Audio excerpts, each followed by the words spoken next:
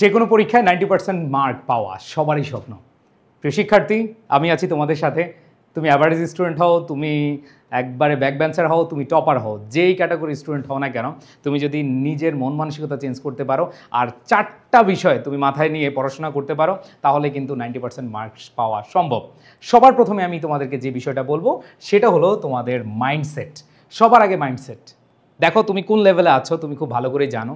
ধরো তুমি যদি একেবারে জিরো লেভেল, মানে খুবই দুর্বল স্টুডেন্ট, গরিব স্টুডেন্ট, গরিব বলতে টাকা পয়সা স্টুডেন্ট গরিব না, তুমি হচ্ছে যে একেবারে দুর্বল, বেশি কিছু পারো না, নো প্রবলেম, তোমার একটু সময় লাগবে বেশি, বাট ইউ ক্যান গেইন ইনশাল্লাহ। সো প্রাণপ্রিয় শিক্ষার্থীরা, তোমাকে প্রথমেই যে কাজটা করতে হবে, নিজের উপর বিশ্বাস করতে হবে। তোমার মাইন্ডে একবার লিখে রাখতে হবে যে yes, I can do anything ইনশাল্লাহ, আমি পারবো, আমার দ্বারা 90% মার্ক পাওয়া সম্ভব।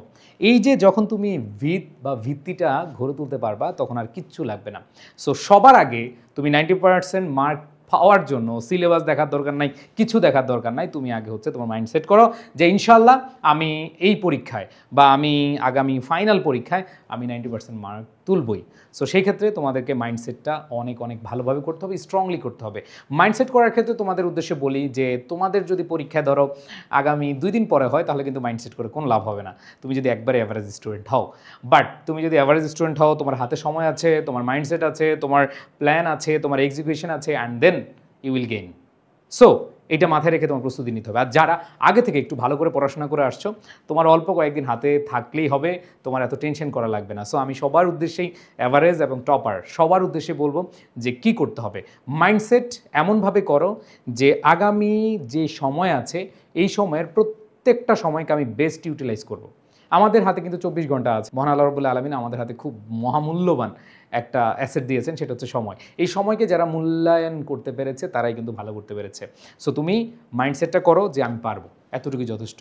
অ্যান্ড দেন মাইন্ডসেট করার পরে তোমাকে যে কাজটা করতে হবে সেটা হচ্ছে লেজার পিরিয়ড। আমি এটাকে লেজার পিরিয়ড বলি না, এটাকে আমি বলি লেজি পিরিয়ড। লেজি পিরিয়ড বুঝো? লেজি পিরিয়ড মানে আমরা বসে থাকি, রিল দেখি, শুধু রিল না, মুভি দেখতে দেখতে 4-5টা দেখে ফেলি, আবার মুভি দেখতে দেখতে ঘুমিয়ে যাই, আবার উঠে আবার মুভি দেখি, আবার খিদা লাগলে খাই, আবার মুভি দেখি। মানে লেজি পিরিয়ড, ভালো লাগে না কিছু একটা। আমাদের সবচেয়ে বড় যে রোগ সেটা হলো ভাল লাগে না রোগ। আমাদের প্রত্যেকের ভাল লাগে না রোগ আছে, ঠিক আছে? সো এই যে লেজি বা ভাল লাগে না যে সময়টা, এই সময়টাকে আর তোমার ডিকশনারিতে রাখা যাবে না। তোমার জীবনের পথ চলায় তোমার কোনোভাবে এইটা রাখা যাবে না যে লেজি পিরিয়ড। এটা লেজার পিরিয়ড আমি বলি। ধরো তুমি স্টুডেন্ট, এখন তোমার সব ক্ষেত্রে অফলাইনে ক্লাস করো বা অনলাইনে ক্লাস করো, তোমাদের কিন্তু বিরতি দেওয়া হয়, অফলাইনে হোক অনলাইনে হোক। বিশেষ করে তোমরা ম্যাক্সিমাম অফলাইনে, বাংলাদেশের প্রেক্ষাপটে এখন অনলাইন একবারে সর্বজনীন হয় না। সো সেক্ষেত্রে তোমরা অফলাইন ক্লাস করো। ধরো অফলাইন ক্লাস করার পরে তোমাদের কিন্তু বিরতি থাকে। এই বিরতিটা অনেক সময় অনেক বড় হয়, আবার অনেক সময় ছোট হয়। এই বিরতিতে তুমি চাইলে হ্যাঁ রিফ্রেশমেন্ট দরকার আছে, রিক্রিয়েশন দরকার আছে, সব কিছু দরকার আছে, বাট এটা অত্যধিক না, কোনো কিছুই এক্সেসিভ ভালো না। সো তুমি দেখো তোমার যতটুকু দরকার, তোমার একটু হাঁটা লাগলো, তুমি একটু ঘুরে আসলা, বা তোমার মন চাইলে একটু রিফ্রেশমেন্ট দরকার, এই রিফ্রেশমেন্টটা যেন অনেক বড় না হয়, বড় হলেই শেষ কিন্তু। সো তুমি অতটুকু টাইম দিয়ে এরপরে বাকি যে সময়টুকু আছে, আবার সারাদিন পড়লেও কিন্তু তুমি কিন্তু ভালো মানুষ হতে পারবে না, ভালো ছাত্র হইতে পারবে না। রেজাল্ট ভালো হইতে পারে, বাট আলটিমেটলি কিন্তু তুমি নিজের জীবনটা উপভোগ করতে পারবে না। সো এইটা আমি চাচ্ছি না। বাট আমি বলবো যে লেজি পিরিয়ড বা লেজার পিরিয়ডের যে টাইম, এখান থেকে টাইম বাঁচাও সেখানে সময়গুলো। কারণ তোমরা অনেকে আছো যে অফলাইনে ক্লাস করে আবার অনলাইনে ক্লাস করে নিজে পড়ার টাইম পাচ্ছ না, এরকম আছে। এই জন্য ওই টাইমের মধ্যেই তোমাকে সময় বের করতে হবে। যেমন আমি অনেক স্টুডেন্টের সাথে যখন কাউন্সিলিং করি, ম্যাক্সিমাম স্টুডেন্ট বলে যে ভাইয়া নিজের পড়ার টাইম পাচ্ছি না। এর পেছনে একটাই কারণ, তুমি যে লেজি পিরিয়ডটা পাও বা লেজার পিরিয়ডটা পাও, সেটাকে তুমি ইউটিলাইজ করতে পারো না। কারণ 24 ঘন্টার ভেতরে ভাই অনেক সেকেন্ড রয়েছে, অনেক মিনিট রয়েছে। তুমি সেখান থেকে অল্প অল্প টার্গেট নাও, সেখানে তুমি নিজের জন্য, পড়াশোনার জন্য ওইভাবে টাইমটা বের করে ফেলো, তাহলে তুমি কিন্তু ভালো করতে পারবা। এরপরে দেখো আমি যদি বলি তোমাদের হচ্ছে সেলফ স্টাডি। এই লেজার পিরিয়ড বা লেজি পিরিয়ড বলতে গিয়ে আমি কিন্তু সেলফ স্টাডি বলে ফেলেছি। সেলফ স্টাডি ভাই, তুমি ক্লাসে পড়ো, অফলাইনে গিয়ে পড়ো, অনলাইনে পড়ো, ব্যাচে পড়ো, টিচার বাসায় এসে পড়া, যত কিছুই করুক, তোমার রেজাল্ট ভালো হবে না। তুমি 90% মার্ক তুলতে পারবে না যদি না তোমার এইটা থাকে। সেলফ স্টাডি নাই, তোমার ভালো রেজাল্ট নাই। আমি এরকম অনেক শিক্ষার্থীকে দেখেছি, আমার বন্ধুদেরকেও দেখেছি, সারাদিন আজকে অমুকের প্রাইভেট, কালকে অমুকের প্রাইভেট পড়তে পড়তে পড়তে জীবন শেষ, আবার রাতে অনলাইন ক্লাস, এইটা সেটা, এরকম করতে করতে আলটিমেটলি যেটা হয়েছে সেটা হলো নিজে পড়ার টাইম পাচ্ছে না। আর যখনই সে নিজের টাইম পাচ্ছে না বা নিজে সেগুলো রিভিশন বা নিজে বোঝার জন্য যেই টাইম ইনভেস্টমেন্টটা সেটা যখন না করতে পারে, তখন আলটিমেটলি রেজাল্ট জিরো হয়ে যায়। তো সেলফ স্টাডি 100% ইম্পর্টেন্ট। সো কীভাবে সেলফ স্টাডি করা যায় এটা নিয়ে আমি তোমাদের গাইডলাইন দিব, but self study must must must, কোনো কথা নাই, কোনো ছাড় নাই। অ্যান্ড দেন লাস্ট যেটা, সেটা হলো স্মার্ট ইউজ অফ টাইম। এটা অলরেডি তোমাদের লেজি পিরিয়ড বলতে গিয়ে আমি অনেক কিছু বলে ফেলেছি, বাট আমি তোমাদেরকে বলবো তোমরা একটা ডেইলি রুটিন করো, এমনভাবে রুটিন করো যেই রুটিনটা তোমার সব কিছু মেনটেন করবে। এবং এমন রুটিন করিও না যেটা তোমার স্বপ্নের রুটিন। আমি দেখেছি এরকম, মানে 24 ঘন্টার ভিতরে 14-15 ঘন্টা, 16 ঘন্টা, 18 ঘন্টা, 20 ঘন্টা রুটিন করে, কিন্তু পরে 2 ঘন্টা। নো, এই রুটিন করতে যে সময়টা ব্যয় করছে এটাই তোমার লস। তো কোনোভাবেই তোমার এটা করা যাবে না যে তুমি হচ্ছে রুটিনটা করলা, অনেক প্রেশার নিয়ে রুটিন করলা, অনেক সময় পড়ার টাইম দিলা, কিন্তু যখন এটা এক্সিকিউশন করতে যাচ্ছ তখন কোনো কাজ হচ্ছে না। এই জন্য তোমাদেরকে বলবো, প্রিয় শিক্ষার্থীরা, তোমরা অবশ্যই মাথায় রাখবা, যখন রুটিন করবা তোমার সাধ্যের মধ্যে রেখে, এবং সেটা যেন তুমি অনেক দিন ধরে ইউটিলাইজ করতে পারো, অনেক দিন ধরে তুমি মেনটেন করতে পারো, সেটা তোমার মাথায় রেখে কিন্তু তোমার রুটিনটা করতে হবে।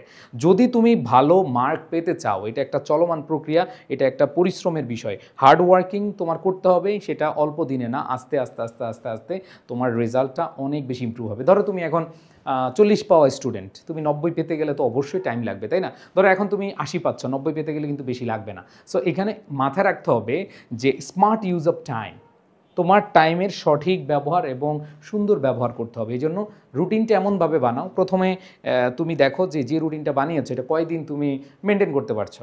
আমরা রুটিন বানাই আবার হারিয়ে ফেলি, তাই না? মানে মেনটেন করতে পারি না। সো তোমাদের উদ্দেশ্যে বলি যে তুমি যে রুটিনটা করছো, ধরো তুমি 1 মাস পরে রুটিনটা মেনটেন করতে পারলা না, বা 15 দিন পরে তুমি মেনটেন করতে পারলা না, তুমি আবার নতুন করে তোমার টাইমের সাথে খাপ খাইয়ে আবার বানাও। 15 দিন মেনটেন করলে আবার বানাও।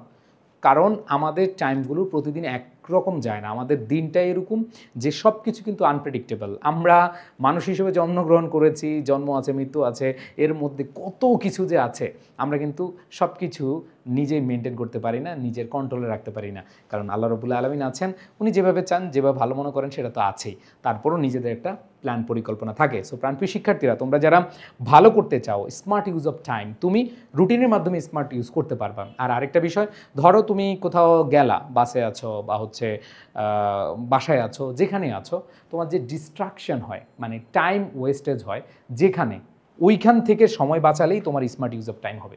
তুমি যতক্ষণ, ধরো অনেকে আছে এখানে 10 মিনিট রিল দেখো বা 15 মিনিট রিল দেখো, ওই রিলটা কেটে দাও, তুমি রিল কেটে দাও, তুমি ইউটিউবে নাচ গান এগুলো কেটে দাও। তুমি যখন পড়বা, আমি এরকম দেখেছি যে পড়তেছে আর গানে 1 নাম্বার 2 নাম্বার গান চলতেছে, তাই না?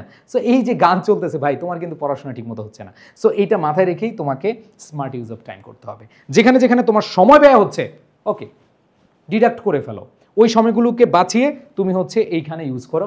দেখবা তোমার 1 দিন 2 দিন 3 দিন 5 দিন যেভাবে ইমপ্রুভমেন্ট হবে, দেখবা তুমি অনেক ভালো রেজাল্ট করতে পারবা। আর তোমাদের লাস্ট একটা বিষয় আমি বলে দিই, সেটা হচ্ছে তোমরা বেশি বেশি পরীক্ষা দিবা, বেশি বেশি পরীক্ষা দিবা। এই যখন যেখানে সুযোগ পাও সেখানে পরীক্ষা দিবা। পরীক্ষা দিলে তোমার হচ্ছে ভুল কোথায় হচ্ছে, তোমার অগ্রগতি কোথায় করা দরকার, সেগুলো কিন্তু বুঝতে পারবা। এটা তোমার মাথায় রেখেই কিন্তু তোমার এই যে প্রস্তুতি এবং প্রসেস চালিয়ে যেতে হবে, তাহলে কিন্তু 90% মার্ক তোলা সম্ভব। সো এগুলো সেলফ স্টাডি নিয়ে আমি আলাদা তোমাদেরকে বলবো, রুটিন করবা কীভাবে, এগুলো নিয়ে বলবো। বাট আজকে এই পর্যন্তই, দেখা হচ্ছে ইনশাআল্লাহ পরবর্তী কোনো এপিসোডে। সবাই ভালো থাকবা, সুস্থ থাকবা, আল্লাহ হাফেজ, আসসালামু আলাইকুম রহমতুল্লাহ।